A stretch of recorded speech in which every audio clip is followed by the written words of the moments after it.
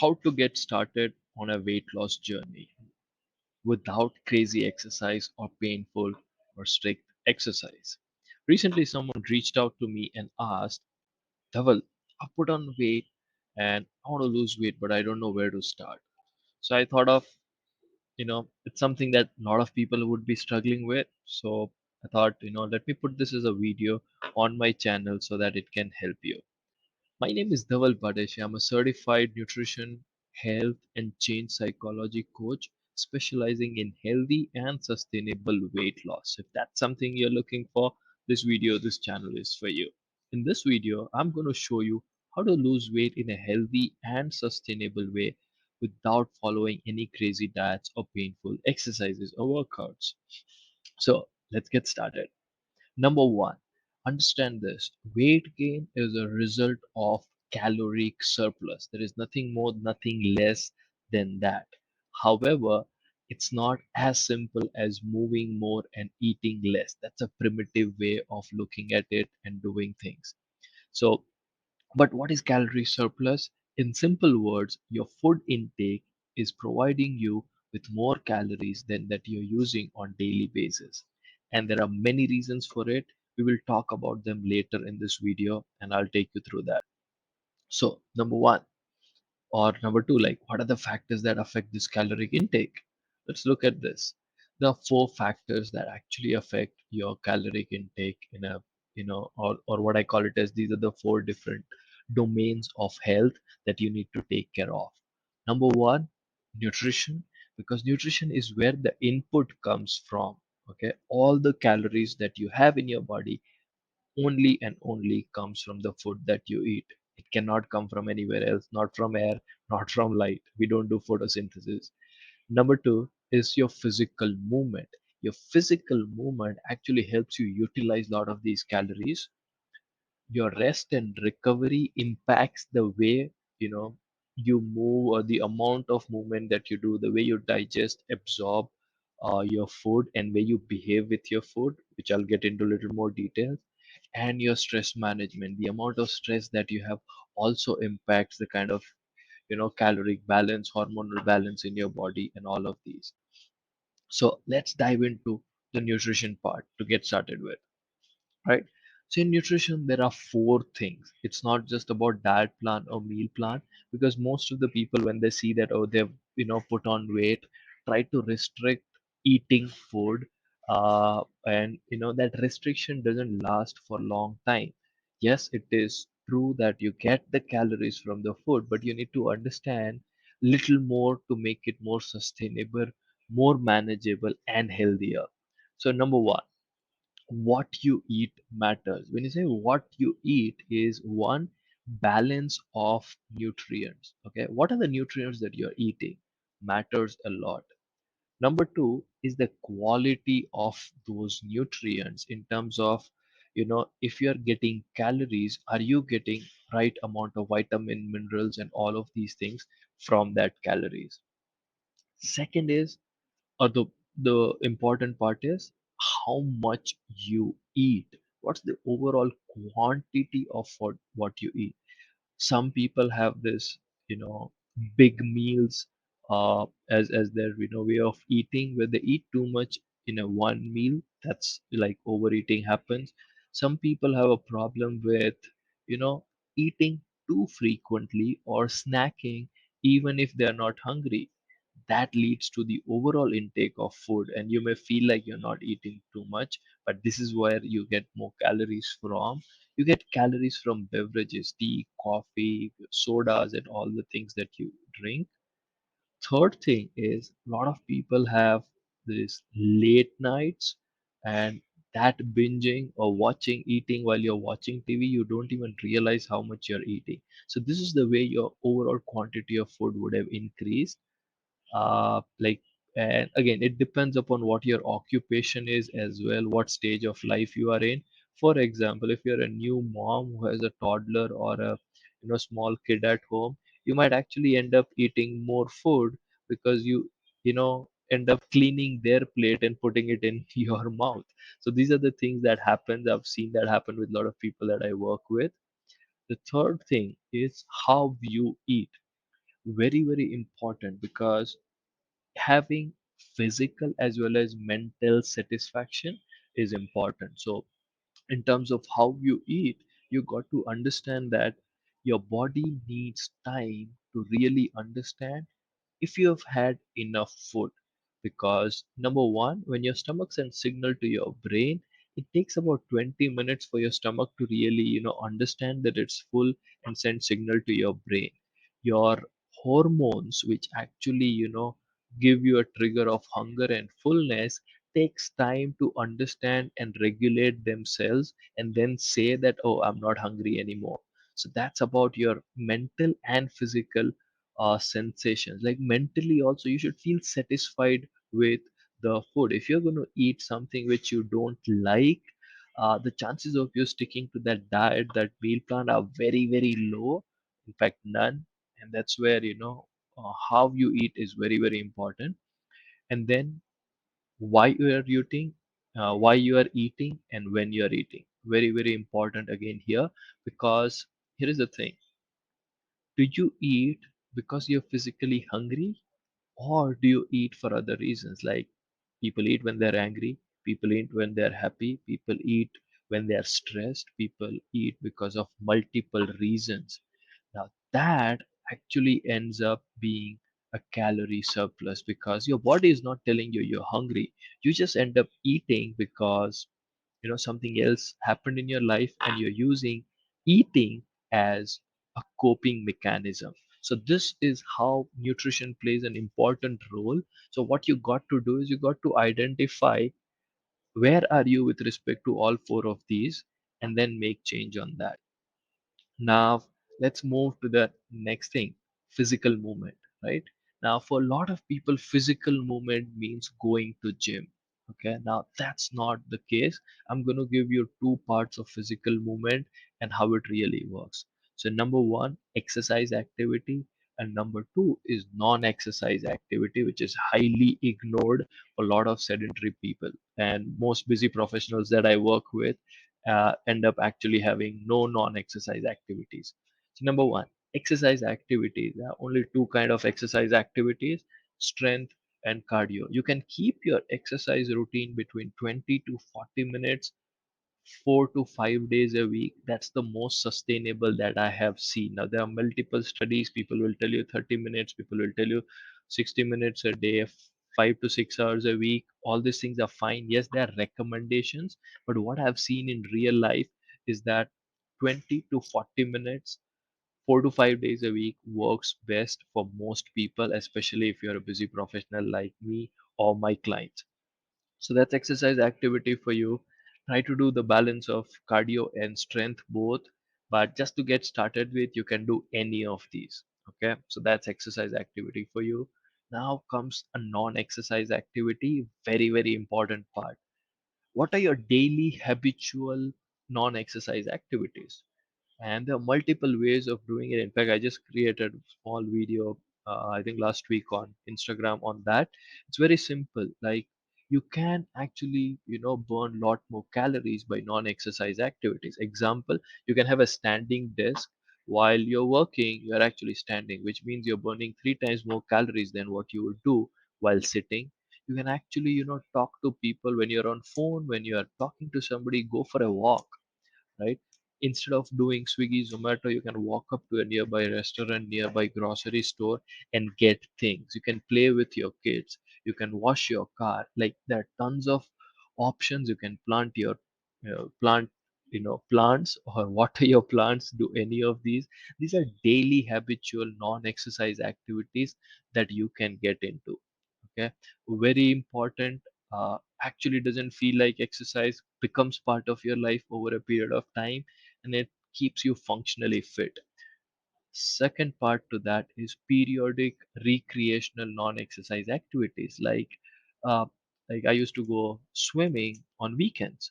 Now that's a recreational activity. I don't push myself. I just enjoy being in water, swim for some time. That's a recreational activity for me, and it's a periodic one. It happens either once a week, once in 2 weeks. You can go for hikes, go for treks, go for some cycling, play some sports on weekend.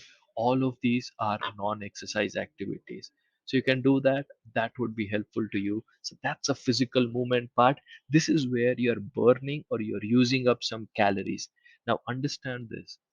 Physical movement is not the only place or only thing where your body burns calories. Your body burns calories in multiple ways, like keeping you alive, digesting your food. Your daily internal metabolism actually burns about 60-70% of the calories that you consume. um, Physical movement accounts for 20% or 25%, right? So that's physical movement, but very, very important to give you strength, mobility, flexibility, and keep you functionally fit. Now, very, very important and highly neglected part, that's rest and recovery, right? Two parts of rest and recovery again: sleep and non sleep rest and recovery. So when it comes to sleep, what's the overall quality of your sleep and quantity of your sleep? Like, do you wake up multiple times in a night when you're sleeping? Or you actually end up waking up even if you slept for 10, 12 hours very tired? That's not the best quality of your sleep. If that's what is happening with you, you actually have to work on quality of your sleep. And one of the things, a few things that will actually help you improve the quality of your sleep are the things that we already talked about, which is improving your nutrition, improving your physical movement has an indirect impact on improving quality of your sleep. The second one is quantity of your sleep. What are the number of hours you're sleeping? If you sleep anywhere less than 5 to 6 hours, that's a big problem for you, because when you sleep less, your stress level increases, your hormonal balance gets impacted, and when you're under stress, your body strives to store fat, makes you more hungry, you end up eating more or more frequently, and that's what can impact your health, your weight, all of these. So quantity of your sleep, try to get that sweet spot of somewhere around 8 hours a day. Very, very important. So that's quantity of your sleep. Second part of rest and recovery is non-sleep recovery, like some active and some passive recovery. Like active recovery is things like meditation, things like relaxation. These are the things that you can do to recover from the daily stress. It actually helps you improve overall health, quality of your life, and indirectly helps you lose weight. And second is a passive recovery, which is things like a deep tissue massage or a therapy, which is where you are not doing something, you're just lying down and somebody else is helping you relax. So that's why it's passive. So these are the things about rest and recovery. Now, rest and recovery also has an impact on physical movement and your nutrition, because when you sleep less or you are stressed, you have not recovered well, you would not move more, you would actually be more sedentary, you will skip gym, you will skip exercise, and you will feel a need of an energy, then you stick to your coffee, your sugar, your energy drinks, or you want to eat more. All of these things happen. So rest and recovery, another important part that you need to look for. Now comes another part: stress management. Now, we've talked about rest, but this is where things can change. Like, what's the level of stress that you're going through in your life? It could be from multiple areas of your life, multiple angles. It could be personal, it could be professional, it could be due to relationship, it could be due to work or due to finances, all of these, right? So we all go through stress. Stress is here to stay, but we need to learn to manage stress. That's the important part. So number one, plan and prepare. Like, most of the time we get stressed because we've not planned for the things that's happening. Most people don't plan their day, they don't plan their weeks, they don't plan what they're going to wake up and wear next day morning if they have an important meeting. And then when they wake up, they realize, oh, my shirt is not cleaned, or I don't have the jacket that I have to wear to the meeting. Then they are uh, waste 15 minutes looking for it or looking for something else. Because they've lost 15 minutes, they are late. Now they are late, they have to finish some work that they haven't. So this is how stress get triggered, by not planning ahead and managing things ahead. That's number one. And second thing is, even if we plan ahead, there is going to be some kind of stress. You can't plan everything out. But when you get that stress, how do you actively de-stress? You need to learn and have a schedule to de-stress on regular basis. That's where the stress management comes into picture. Very, very important part, because stress triggers eating. Stress will make you eat more. A lot of people use food as a coping mechanism, and if you are overweight, there are chances that you have used food as coping mechanism as well, or you may end up eating, you know having cigarettes, drinking alcohol, binge watching. All of these would have impact on your physical activity, on your nutrition, on your sleep quality, all of these. So stress management, very, very important part. And now that you know all of these things, and you might have made some notes and identify, oh, I have to do this, I'm not doing this, I'm not doing that, whatever. Now it's the time to put it into action. Like, how do we go about implementing changes? Number one, once you've identified these, you have to personalize these elements based on your goal. Like, if your goal is, to lose weight, and you've decided, you personalize what's the amount of exercise you're going to do, what's the cardio that you like. Some people like walking, some people like cycling, some people like swimming, whatever you like. You like running. So personalize these elements.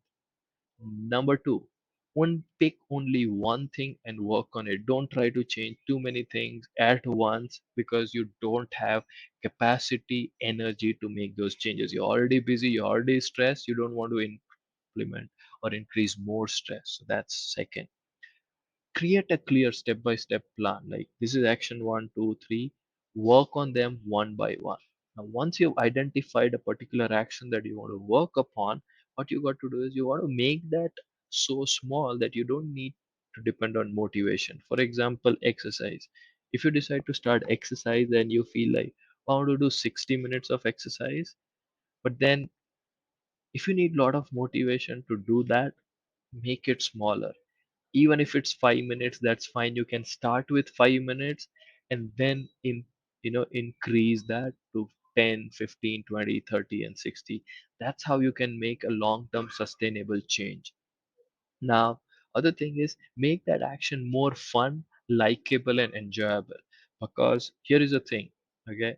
If you don't like that action, then you're going to quit that action soon. So if you like to go for a walk, but you do cycling because you think cycling will help you lose weight faster, you know what? As soon as you lose weight, you will quit cycling, and then you'll get the weight back. So make sure that the action that you do, you're actually making it fun, likable, enjoyable for you, so that even if the results are favorable or not favorable, you enjoy doing it. It's like playing a game. Like, you may win, you may lose, but next day you still want to go and play. So make that a play. That's how it works. Like everything with nutrition, with sleep, all of these things, and make it more personalized to your way of doing things. Like, some people like to work out in the morning, some people like to do it in the evening. If you're working in a shift, probably you do it in the afternoon. I've done that in my life. So make it personalized for you. Now, here is the important part.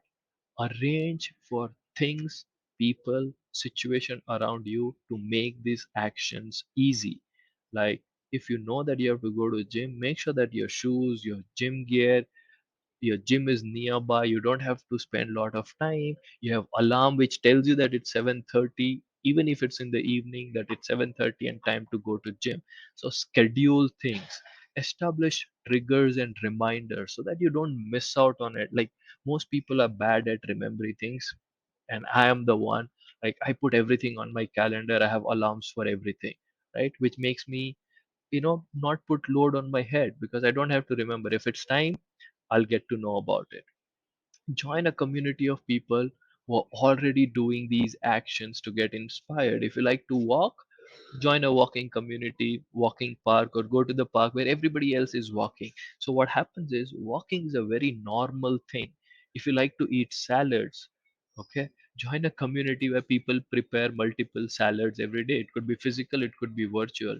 So sharing salad recipes, asking for salad recipes is not a strange thing anymore in that, and you feel more normal, more accepted in that community. And if required, add some sort of training, some support, mentorship, coaching, or accountability from anybody else who actually can help you do these things. So this is where you can get started, create a plan for yourself if you want to lose weight. So these are the things. I know a lot of things I've covered in this. You can go back, take notes, and start implementing this. Now, if you're somebody who's been through this journey once or twice and you know what to do, but you still don't do it, right? I know what to do, but I don't do it. I need motivation, I need willpower, I need discipline. If this is what you've been telling yourself, I have something more for you, right? What you can do is you can check out a free masterclass at dhavalbhadeshiya.com. I've put the link in the description below and see if that really helps you. So, thank you for watching this. If you like it, click on the like button, subscribe to this channel, and I'll see you soon with the next video. If you have questions or if you want me to cover any specific topic, you can put it in the comment below and I'll create a video on that for you. Thank you so much.